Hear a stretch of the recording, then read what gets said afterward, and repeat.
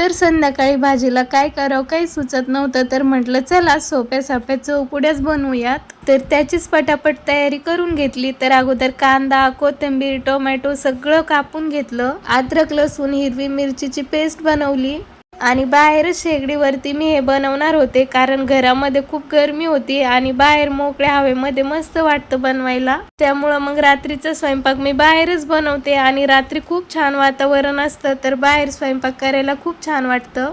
थोडा त्रास तर होतोच, कारण घरातून सगळं सामान, मसाले, तेलाचं हे सगळं बाहेर आणावं लागतं आणि झाल्यावर परत घरात नेऊन ठेवावं लागतं. पण काही हरकत नाही, घरात गरमीत केल्यापेक्षा बाहेर तर छानच वाटतं.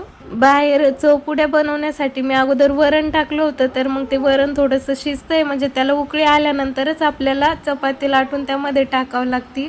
एकादशी असल्यामुळे मला भगरीचा भात बनवायचा होता, तर म्हटलं तोपर्यंत घरामध्येच भगरीचा भात बनवून घेऊयात, कारण एका याच्यावरतीच सगळं करायचं म्हटलं तर खूप उशीर लागतो. त्यामुळं मग मी भात घरामध्येच बनवून घेतला. तोपर्यंत वरणाला पण एकदम छान उकळी आली होती बाहेर. तर लगेच मी चवपुड्या बनवायला सुरुवात केली.